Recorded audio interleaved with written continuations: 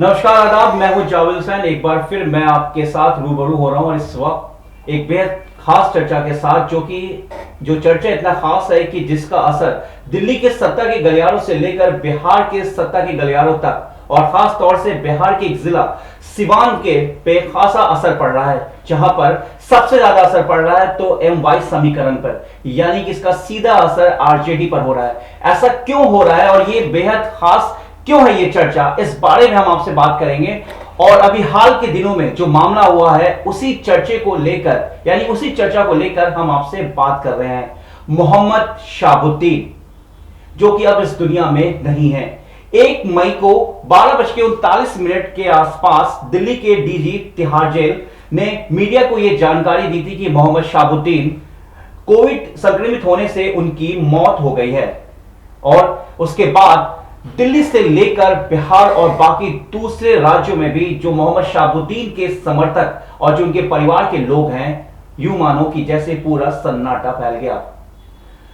1 मई 2021 से लेकर 3 मई 2021, यानी कि 3 मई के दोपहर तक, जब तक मोहम्मद शाहबुद्दीन को सुपुर्द खाक नहीं किया गया था, उससे पहले तक का क्या मंजर था, किस तरीके से मोहम्मद शाहबुद्दीन के बेटे ओसामा साहिब, जिनको जूनियर शाहबुद्दीन भी कहा जाता है, और ओसामा साहब यानी कि शाहबुद्दीन, मोहम्मद शाहबुद्दीन को साहब कह के भी कॉल किया जाता था, और शेर सिवान भी कहा जाता था मोहम्मद शाहबुद्दीन को। और यूं कह लें कि मोहम्मद शाहबुद्दीन को बाहुबली और यहां तक कि AK-47 सब्बू के नाम से भी उनको कॉल किया जाता था। लेकिन बिहार का ये बाहुबली, और 4 बार आरजेडी से सांसद और 2 बार विधायक, जिसमें 1990 में मोहम्मद शाहबुद्दीन जो हैं वो निर्दलीय विधायक बने थे। उसके बाद 1995 में वो जनता दल, जो कि उस वक्त जनता दल होता था, तो जनता दल के टिकट से 95 में वो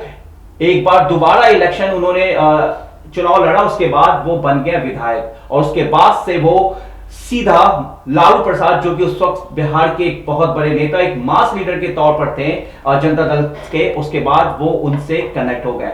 लेकिन शाहबुद्दीन का लगातार जो दबदबा था, जो उनका एक शोहरत था, उनका एक जो नाम था, उस पर कुछ फिल्में भी बनी। लेकिन मोहम्मद शाहबुद्दीन जो 3 मई 2021 को दिल्ली के आईटीओ के कब्रिस्तान पे उनको सुपुर्द खाक कर दिया गया, उसके बाद से लगातार इस बाहुबली का जो मामला है वो उठता चला जा रहा है। मामला सत्ता के गलियारों तक पहुंच गया है, और जानकारों का यह कहना है कि आने वाले वक्त में जिस तरीके से लालू प्रसाद यादव एमवाई समीकरण की हमेशा बात करते थे, उस पे कहीं ना कहीं सिवान के जो लोग हैं अब उस समीकरण को कहीं ना कहीं ठहराव देने जा रहे हैं, क्योंकि लोगों में काफी नाराजगी है, और लोगों का यह कहना है कि मोहम्मद शाहबुद्दीन को उनकी जमीन क्यों नसीब नहीं हुई। लालू प्रसाद यादव ने आरोप है कि उन लोगों ने, आरजेडी के लोगों ने, तेजस्वी यादव, तेज प्रताप और दूसरे बड़े जो लीडर हैं, उन्होंने मोहम्मद शाहबुद्दीन को सिवान तक लाने की कोशिश क्यों नहीं की। 1 मई और 3 मई के बीच जब मोहम्मद शाहबुद्दीन की मौत हो गई, वो कोविड से उनकी डेथ हो गई, डीजी तिहाड़ की तरफ से ये इंफॉर्मेशन आ गई मीडिया में, उसके बाद से जो उनके समर्थक थे, उनके जो लोग थे, उनमें खासा नाराजगी आ गई, और खास तौर से जो उनके बेटे ओसामा बिल्कुल टूट गए। लेकिन इस बीच भी ओसामा के साथ सत्ता के गलियारों यानी कि आरजेडी और दूसरे जो नेता थे वो तो साथ खड़े नहीं हुए, लेकिन कुछ ऐसे लोग थे जो ओसामा के साथ हर पल उसके साथ मौजूद थे, उसके हर एक सुख दुख में, चाहे वो मजिस्ट्रेट तक जाना हो, या फिर पुलिस प्रशासन तक, या फिर डीडीयू अस्पताल के एडमिनिस्ट्रेशन तक, हर पल वो लोग ओसामा के साथ बने रहे। और ऐसे में जो ओसामा, जिनके पिता मोहम्मद शाहबुद्दीन, जिन्हें एक बाहुबली नेता भी कहते हैं, और उनका बेटा किस तरीके से एक मजबूर होकर डीडीयू अस्पताल में, कई तस्वीरें ऐसे आई कि वो अपने आप को बेसहारा महसूस करने लगा। वो लगातार ओसामा की कोशिश थी, जो जानकार कहते हैं कि वो अपने पिता को सिवान दफनाना चाहते थे, मतलब सुपुर्द खाक जो है वो सिवान करना चाहते थे। लेकिन लगातार कोशिश के बाद भी जो है वो जो मोहम्मद शाहबुद्दीन है, उनके शव को वहां तक जाने की परमिशन नहीं दी गई कोविड प्रोटोकॉल के अकॉर्डिंग। लेकिन ऐसे में हमारे साथ फैजी रहमान है, जो कि ओसामा साहब के बिल्कुल खास और उस वक्त हर पल उनके साथ थे, कदम से कदम मिलाकर जो है फैजी रहमान थे हमारे साथ। फैजी, सबसे पहले हम आपसे ये जानना चाहेंगे कि जो ओसामा साहब हैं, जो जिनको अब लोग शाहबुद्दीन की नजर में देख रहे हैं, उनको दूसरा शाहबुद्दीन मान रहे हैं। 1 मई से लेके 3 मई तक का वो मंजर जब उनको दफनाया गया, किस तरीके से भागदौड़ कर रहा था ओसामा।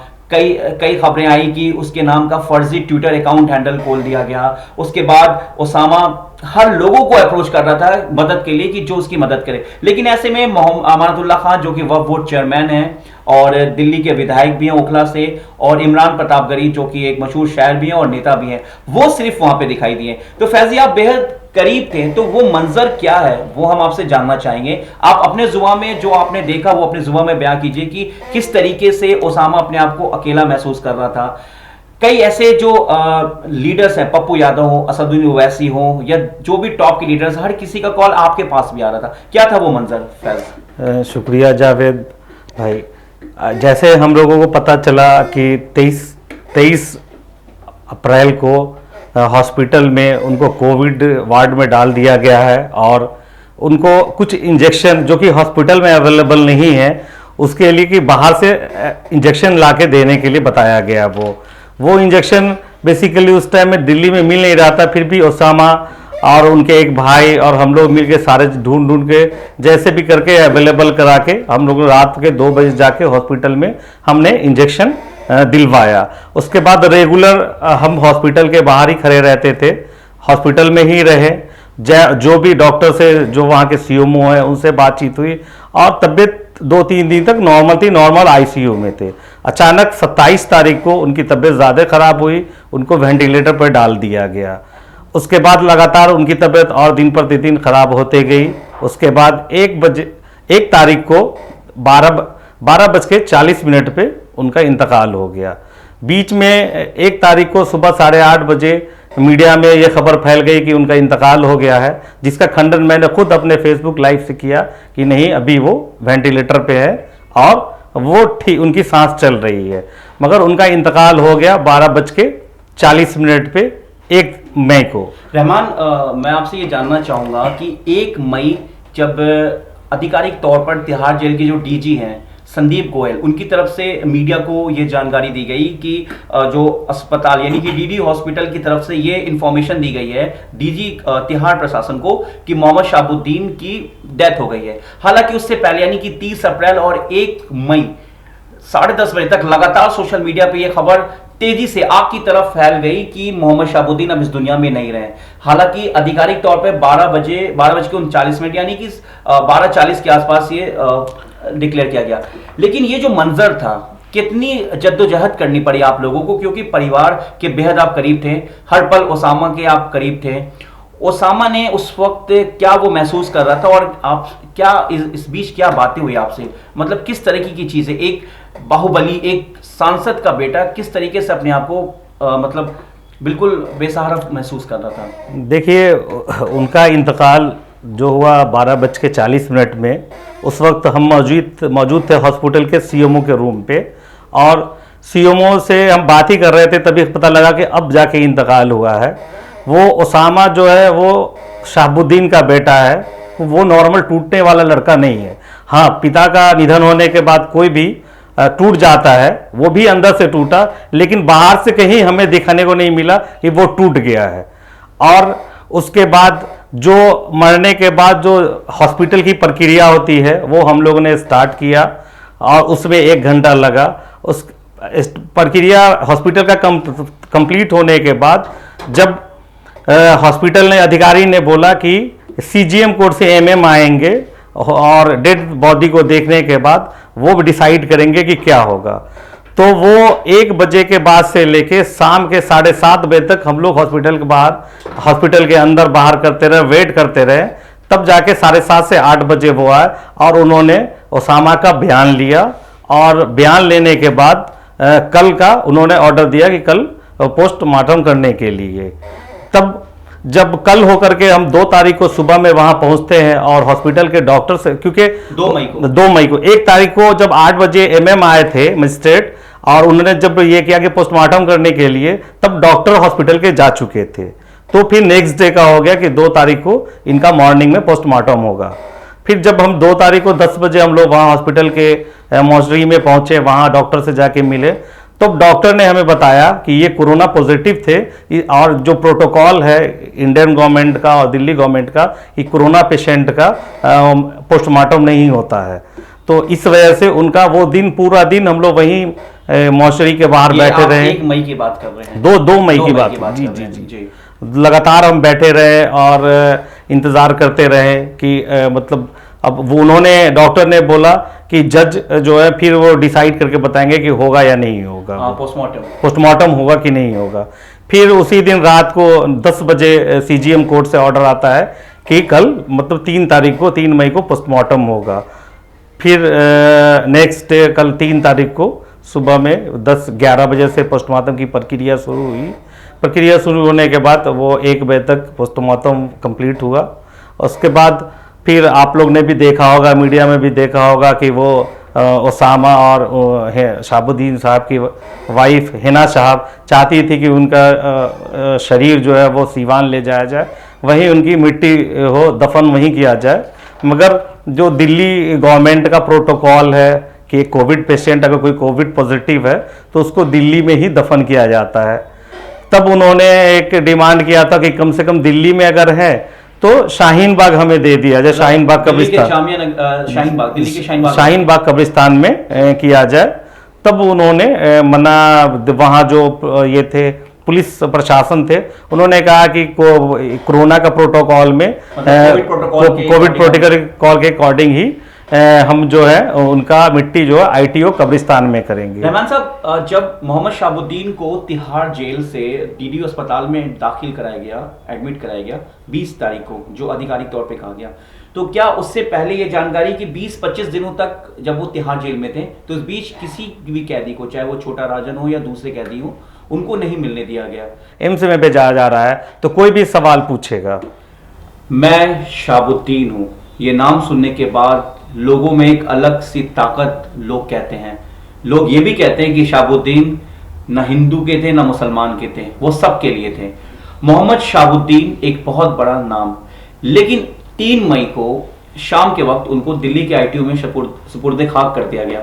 उस वक्त का क्या मंजर था, क्योंकि वो उनकी आखिरी विदाई थी रहमान? उस वक्त मैं आपको बता दूं कि जो दिल्ली पुलिस प्रशासन ने सिर्फ 20 लोगों का ही परमिशन दिया था और हम लोग सिर्फ 20 लोग ही वहाँ से हॉस्पिटल से चले थे मिट्टी देने के लिए, लेकिन उनके चाहने वाले वो पहले से अवेलेबल हो गए वहाँ पे और न जाने मिट्टी होने के बाद भी लोग आके रो रहे हैं। आज तक कॉल आ रहा है कि मैं आज उनके कब्र पे गया था। बताया जा रहा है कि नारा भी लगा था आरजेडी के खिलाफ, इतनी नाराजगी है आरजेडी को लेकर? देख, आरजेडी के खिलाफ वाजिब है नाराजगी, क्योंकि आरजेडी, हाँ ये मैं भी मानता हूँ, इसलिए कि आरजेडी सिर्फ लालू का नहीं था, जितना लालू प्रसाद का था उतना ही शहाबुद्दीन का था, इतना मानते थे। और शहाबुद्दीन के बेटे ओसामा लाइक तेजस्वी यादव थे, तो तेजस्वी यादव को एज ए बड़े भाई के नाते कम से कम कब्रिस्तान आना चाहिए था। हॉस्पिटल कोविड वार्ड है, चलिए कोरोना संक्रमित हो सकता है, वहां डर है लोगों को, नहीं गए, कोई नहीं, कम से कम कब्रिस्तान आके गाड़ी में बैठ के ही मिल लेना चाहिए था, तेज प्रताप को मिलना चाहिए था। खैर ये घरेलू मसला है, आपस के घर का है उनके, और आरजेडी उनकी पार्टी है। मैं आपको बता दे रहा हूं फिर आज भी कि जितना लालू प्रसाद की पार्टी है आरजेडी, उतना ही शहाबुद्दीन की पार्टी है, जितना तेजस्वी यादव की पार्टी है उतना ही ओसामा की पार्टी है। शहाबुद्दीन साहब ने एक चीज कहा था कई चैनल्स के इंटरव्यू में कि मैं ये कहकर जाऊंगा कि सांसों ने मुझे हरा दिया, किसी जमहूरियत ने मुझे नहीं हराया। और आज भी जो है मोहम्मद शहाबुद्दीन कोविड से संक्रमित हुए, उनकी मौत हुई, उनको सुपुर्द खाक जो है वो दिल्ली के आईटीयू कब्रिस्तान में किया गया। कितना फर्क पड़ा है, लगातार राजनीतिक गलियारों में ये चीजें आ रही हैं कि MY समीकरण सीवान से भी लगातार लोगों का, जो हर लोग, क्योंकि हालांकि जो विपक्ष या कई लोग ऐसे हैं जो शहाबुद्दीन को जो पसंद नहीं करते थे, क्योंकि उनका एक बाहुबली नाम उनका था, लगातार उन पे कई मामले थे, 30 जो आपराधिक मामले उन पे दर्ज है, मतलब 3 दर्जन से ज्यादा। और 99 यानी 1990 से वो राजनीति में आ गए। तो लोग अब जो है कहीं ना कहीं आरजेडी का एक मुस्लिम चेहरा, बड़ा चेहरा था मोहम्मद शहाबुद्दीन, जो यूं कह लें कि लोग कहते थे कि आरजेडी का जो है शहाबुद्दीन, जो मोहम्मद शहाबुद्दीन है वो रीढ़ की हड्डी है। तो ऐसे में क्या अब लोगों की नाराजगी आ रही? कई लोग ऐसे हैं जो पता चल रहा है कि लोग आरजेडी से इस्तीफा दे रहे हैं। लगातार तेज प्रताप यादव या तेजस्वी यादव ट्वीट करके उन्होंने कहा कि वो शहाबुद्दीन, जो मोहम्मद शहाबुद्दीन के परिवार से बहुत ज्यादा सिंपैथी रखते हैं, वो ओसामा के बिल्कुल साथ हैं, हर पल उनके मौजूद हैं। लेकिन सपुर्दे खाक जब किया गया तो उस वक्त तो कोई नहीं दिखा। देखिए, जब उनके बारे में जैसे पता लगा कि वो बीमार हैं और कांग्रेस नेता इमरान प्रताप गढ़ी, उनको पता लगा, वो 2-2 बजे रात तक उनकी खैरियत के लिए फ़ोन करते थे, हमेशा कांटेक्ट में रहते थे और पूछते रहते थे, कोई भी ज़रूरत हो ओसामा से बात किया, रेगुलर वो टच में रहे। उनके सिवा कोई भी एक हमेशा बीच में लालू प्रसाद की बेटी मिशा भारती, वो रेगुलर टच में थी, वो पढ़ती थी, लेकिन वो सिर्फ फ़ोन पे ही मिशा भारती जो है वो उन्होंने जो भी हेल्प करने की कोशिश की, लेकिन उनसे जो मदद चाहिए था, जो एक्सपेक्टेशन था उनसे, वो ऐसा नहीं मिला हम लोगों को। नीतीश कुमार जो बिहार के मुख्यमंत्री, उनका भी फोन लगातार आ रहा था ओसामा के पास एक उनकी मौत के खबर के बाद मदद के लिए। हाँ, नीतीश कुमार का हैना शहाब के पास फ़ोन आया था और ओसामा के पास भी आया था उनसे सहानुभूति के लिए, लेकिन उस सदमे में ऐसा था कि कोई उस वक्त में बात नहीं कर पा रहा था। और भी कई नेता का फ़ोन आ रहे थे, पप्पू यादव जी का फ़ोन आ रहा था, MIM के इम्तियाज़ जलील ने, उनका फ़ोन आया, सभी का फ़ोन आया, लेकिन जब वो बीमार थे, परेशान थे, तब ये नेता लोग घर में थे, तब कोई नहीं आ रहा था। जब बीमार थे तो कोई भी खैरियत, उनका हालचाल पूछने के लिए फोन नहीं कर, तब सिर्फ और सिर्फ एक इमरान प्रताप गढ़ी वही खैरियत ले रहे थे, हर सुख दुख के साथ खड़े हुए थे, बाकी कोई नेता, कोई पॉलिटिकल ये नहीं। दूसरा एक मिशा भारती, ये फोन पे कॉल करके खैरियत लेती थी। ये क्या ये बात सही है? हालांकि अभी तक ये कंफर्म नहीं कि तेजस्वी यादव, तेज प्रताप उस वक्त दिल्ली में थे जब उनको सपुर्दे खाक किया गया। जैसा कि पता है कि शहाबुद्दीन साहब जब इंतकाल किए उसके एक दिन पहले लालू प्रसाद जो है वो एम्स से अपने घर लौटे थे, तो वहीं पे जो आरजेडी के लोग हैं सबों ने बताया कि तेज प्रताप, तेजस्वी यादव और राबड़ी देवी सब यहीं दिल्ली में यहाँ उनके आवास पे हैं। लेकिन तो कोई आया मिलने? कोई मिलने नहीं आया, क्योंकि हो सकता है कोरोना का तेज ये है, और क्योंकि हॉस्पिटल भी 100% कोरोना ही का था, तो कोरोना के डर की वजह से भी नहीं आए होंगे, तो नहीं आए उन्होंने। 3 मई जिस दिन बॉडी, जो मोहम्मद शहाबुद्दीन की जो बॉडी है, वो परिवार वालों को, यानी आप जो मिलने वाले तमाम लोग, करीबी जो सपोर्टर्स थे उनको प्रशासन की तरफ से हैंडओवर किया जाना था। उससे कुछ वक्त पहले क्या ओसामा से आपकी कोई बात हुई, या 2 मई और या 1 मई उनकी मौत की खबर के बाद, क्या रात में या कुछ ऐसा ओसामा ने आपसे कहा कि जो आप हम लोग से शेयर कर सकते हैं, कि मतलब एक बाहुबली, एक 4 बार का सांसद, 2 समय का विधायक, एक बड़ा नाम, मतलब लोग कहते थे सिवान का मतलब शहाबुद्दीन, मोहम्मद शहाबुद्दीन, मतलब ये भी कहते हैं कि जानकार ये कहते हैं कि जब मोहम्मद शहाबुद्दीन अपने घर से, अपनी गाड़ी से अकेले निकलते थे, या उनके साथ एक गाड़ी और होती थी, जो उनके साथ के जो लोग होते थे, जो हथियार से लैस होते थे, तो शहाबुद्दीन के निकलने के बाद अमूमन उनकी कारवां बनती चली जाती थी। धीरे धीरे देखते देखते 2 गाड़ी से वो 30, 40, 50 ऐसे गाड़ियां हो जाती थी, और लास्ट में उनको मना करना पड़ता था कि नहीं आप लोग अपने अपने घर जाओ। तो इस तरह की शख्सियत रखने वाला एक शख्स, इतना बड़ा नाम, तो उनका जो बेटा है ओसामा, वो कैसा उसका वक्त रहा 1 से लेकर 3 मई के बीच? क्योंकि लगातार ये जानकारी मिल रही कि परिवार चाहता था कि मोहम्मद शहाबुद्दीन अपने जमीन पर, शहाबुद्दीन प्रतापपुर जो उनका गांव है, वहां उनको सपुर्दे खाक किया जाए। वो इस हक में नहीं थे कि दिल्ली में। देखिए, मैं पहले भी बता चुका हूं कि शहाबुद्दीन जो है वो शेर थे, उनका बेटा ओसामा साहब है, वो भी उन्हीं का बेटा है। तो मैं आपको, क्योंकि मैं कंटिन्यू साथ में था, मैं बता दूं वो अंदर से टूट गया था। किसी के फादर का डेथ होता है तो टूट जाता है, मगर बाहर से फील नहीं होने दे रहा था हम साथ में रहने वालों को भी कि हम टूटे हुए हैं।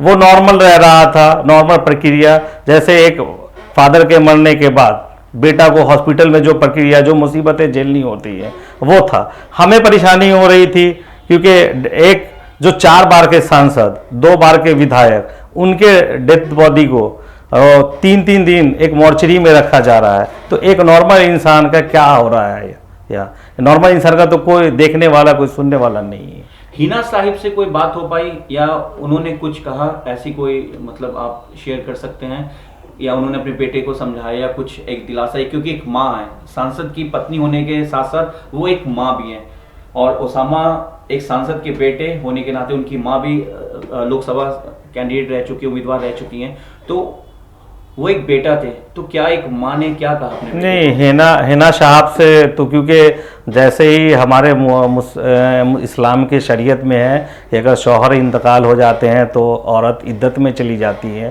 तो हम लोग तो उनके पास जाना आना नहीं करते थे, मगर 1-2 बार हॉस्पिटल में वो जब इंतकाल हो गए थे तो मैयत को देखने आई थी, मगर उनसे कुछ इस तरह का, क्योंकि ऐसा माहौल नहीं था कि हम क्या बात करें, हम लोग सब गमगीन थे, सबका खुद दिल फटा हुआ था रो रो के, तो इस वजह से इस तरह से कोई भी बात हो ना सकी हमसे। रहमान, ये बात भी सच है क्या कि प्रशासन इस बात से भी डर रहा था कि एक बाहुबली सांसद, अगर हम शाहीन बाग भी परमिशन देते हैं या शाहीन बाग ना देके अगर उनको प्रतापपुर जो उनका घर है, जो उनका जहाँ से वो उनका घर है, उनके लोग हैं, अगर हम वहां जाने की भी परमिशन देते हैं तो अमून और वहाँ हजारों की तादाद में लोग आ जाएंगे जो कोविड प्रोटोकॉल को तोड़ सकते हैं, क्योंकि एक बड़ा नाम है। इस बात का भी डर था, वो 100% डर था। इसी वजह से शायद बिहार सरकार और दिल्ली सरकार ने ये फैसला लिया कि उनको वहाँ नहीं भेजा और सिवान नहीं भेजा, या दूसरा हो सकता है कि वहाँ 5-10 लाख, क्योंकि जब 2016 में सिर्फ जेल से निकले थे घर आने में तो लगभग 1300-1400 गाड़ियाँ थी। आज उनका इंतकाल हो गया है, तो उनके चाहने वाले आज के टाइम में पूरे हिंदुस्तान में उनसे बड़ा कोई फैन फॉलोअर उनसे ज़्यादा किसी का नहीं है।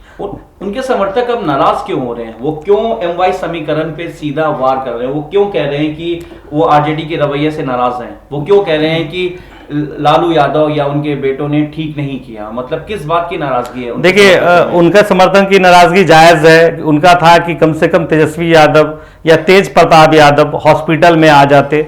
अगर हॉस्पिटल में नहीं आए तो कम से कम जहां जनाजा हुआ है, मिट्टी हुई ITO कब्रिस्तान, वहां आना चाहिए था, वहां नहीं आए वो।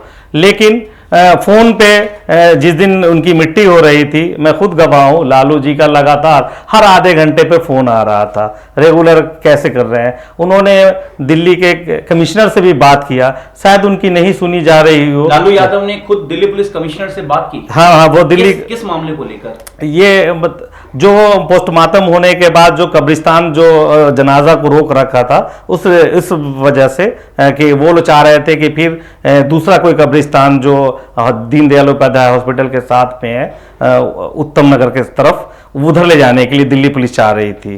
तो परिवार वालों ने बोला कि कम से कम ITO कब्रिस्तान में किया जाए, इनके मिट्टी वगैरह हो।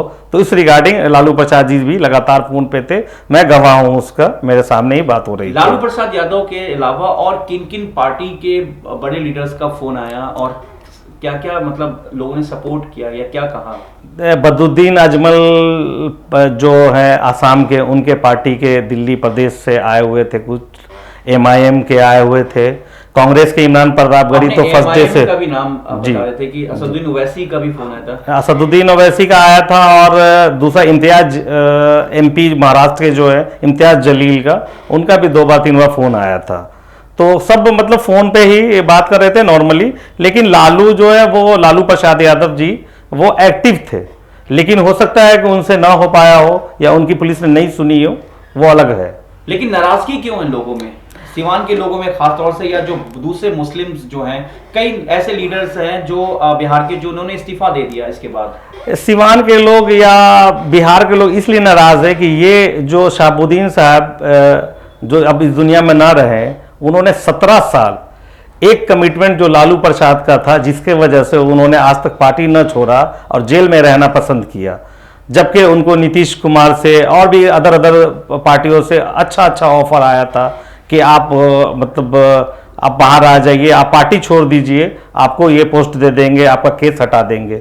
लेकिन उन्होंने कहा कि हमने एक बार जो हमने कमिटमेंट किया है लालू प्रसाद से, तो हम कभी पार्टी नहीं छोड़ सकते हैं। बिहार के पूर्व मुख्यमंत्री जीतन राम मांझी ने न्यायिक जांच की मांग की है। कहीं ना कहीं ये सवाल उठ रहा है, उनके मौत को भी लेकर समर्थक भी उठा रहे हैं और राजनीति के सत्ता के जो गलियारे हैं वहां पे भी आवाज उठ रही है। पप्पू यादव से लेकर, पप्पू यादव कह रहे हैं कि जो उनकी पत्नी है उनको राज्यसभा सांसद बनाया जाए और जो उनके बेटे उनको एमएलसी बनाया जाए। साथ ही ये भी कहा जा रहा है कि जो जीतन राम मांझी ने ट्वीट करके प्रधानमंत्री नरेंद्र मोदी, गृह मंत्री अमित शाह और दिल्ली के सीएम केजरीवाल से उन्होंने आग्रह किया था कि उनके जो उनकी बॉडी उनको बिहार जाने दिया जाए। देखिए, सवाल तो उठता है कि एक जो 4 बार का सांसद और 2 बार विधायक, जो संवैधानिक पद पे भी रहा हुआ हो, और उसके साथ में एक दूसरा जो एक आतंकवादी हो, अगर वो कोविड पेशेंट होता है तो छोटा राजन को आप एम्स में भेजा जाता है, और जो 4 बार का सांसद है उसको आप एक छोटे से दीनदयाल उपाध्याय हॉस्पिटल में भेजते हैं, तो सवाल तो उठेगा ही। और वहाँ बहुत ऐसे इक्विपमेंट जो एम्स में सुविधाएं थी वहाँ नहीं थी, क्योंकि शहाबुद्दीन जो उनका एज, ये आप लोग आरोप लगा रहे हैं कि छोटा राजन को वहाँ पे एडमिट किया गया, और आरोप तो ये तो जग जाहिर है, कोई भी सोच सकता है कि अगर एक 4 बार का सांसद, 2 बार का विधायक, उसको एक छोटे हॉस्पिटल में डाला जा रहा है। ये थे हमारे साथ फैजी रहमान, जो कि मोहम्मद शहाबुद्दीन के बेटे उसामा साहिब के साथ अप्रैल से लेके उनको सुपुर्द खाक करने तक हर वक्त उनके साथ थे, और जब वो सिवान रवाना हुए 4 मई को, तो उस वक्त भी दिल्ली में वो उनके साथ थे। उन्होंने बताया कि किस तरीके से लोगों में नाराजगी है, खासतौर से आरजेडी को लेकर, और सिवान में लोगों ने एक मुहिम छेड़ दिया है MY समीकरण के खिलाफ, जो कि लालू प्रसाद यादव का एक कॉल होता था चुनाव के वक्त कि मुस्लिम यादव साथ साथ। लेकिन अब ये देखना है कि मोहम्मद शहाबुद्दीन की मौत के बाद ये जो मामला है ये कितना गरमाएगा सत्ता के गलियारों तक, और कैसे लोगों को लालू प्रसाद यादव अब समझा पाएंगे। लेकिन लोगों में काफी नाराजगी है, और खास तौर से जिस तरीके से सबकी ये चाहत थी, जो उनके समर्थक थे, उनके रिश्तेदार थे, कि लालू प्रसाद यादव के परिवार का कोई भी एक शख्स उस वक्त दिल्ली के ITO कब्रिस्तान पे जरूर रहता और मोहम्मद शहाबुद्दीन के बेटे उसामा के कंधे पे एक हाथ जरूर हमदर्दी या एक सपोर्ट का रखता कि वो उनके साथ है। सिर्फ उनका कहना है कि ट्वीट कर देने से और फोन कर देने से कुछ भी नहीं होता है। लेकिन ये बहुत बड़ी बात है कि बिहार के सिवान का एक बाहुबली, और जिसे शेर सिवान भी कहते हैं, और लोग प्यार से साहब कह के कॉल करते थे, और आज भी अगर कोई आम लोग अगर सिवान के हैं या सिवान से सटे दूसरे जिलों से, तो वो मोहम्मद शहाबुद्दीन के नाम के साथ साहब जरूर जोड़ते हैं। लेकिन अब देखना यह होगा कि किस तरीके का राजनीति में और आने वाले चुनाव में इसका असर देखने को मिलता है। फैजी रहमान से हमारे बात करने का मकसद यह था कि किस तरीके से उसामा साहिब, जो कि मोहम्मद शहाबुद्दीन के बेटे, वहां पे किस पल अपने आप को महसूस कर रहे थे। वो फैजी रहमान ने बताया कि किस तरीके से उसामा अपने आप को पूरी तरीके से मजबूत और एक चट्टान की तरह वो खड़ा था, और लगातार जिस तरीके से जो एक प्रेशर आ रहा था कि मोहम्मद शहाबुद्दीन के जो शव है उनको सिवान नहीं ले जाने दिया जाएगा कोविड प्रोटोकॉल से, सारी चीजों को झेलता हुआ उसामा साहिब जो है वो खड़ा रहा, और आखिर में जो फैजी रहमान और इनके साथ तमाम जो लोग थे वो हर पल उसामा के साथ रहे। अब देखना यह है कि जो लालू प्रसाद यादव है या उनके परिवार के जो बाकी नेता हैं वो उनका क्या रवैया होता है। लेकिन लगातार राजनीति की जो गलियारे है, जो सत्ता का जो गलियारा है, आरजेडी से लेकर जो बिहार तक या दिल्ली की हम बात करें, तो कहीं ना कहीं मोहम्मद शहाबुद्दीन बाहुबली और 4 बार के सांसद और 2 बार के विधायक रह चुके मोहम्मद शहाबुद्दीन, जो अपनी मौत के बाद भी अपना दबदबा, अपना जो एक रुतबा है वो कायम कर रखा है, क्योंकि वो गरीबों के रॉबिन हुड भी कहे जाते थे। और जो गरीब लोग हैं बिहार के, सिवान के और गोपालगंज और छपरा, ये जो जिला है, यहाँ के लोग आज भी मोहम्मद शहाबुद्दीन को बहुत पसंद करते हैं, और जिसको लेकर खासा नाराजगी चल रही है। लेकिन फैजी रहमान ने बताया कि किस तरीके से उसामा बिल्कुल मजबूत दिखे, और वो उनका कहना है कि जिस तरीके से उनके पिता ने सबको संभाल रखा था, वैसे वो भी पूरे अपने गांव से लेकर सिवान के लोगों के लिए वो हमेशा खड़े रहेंगे।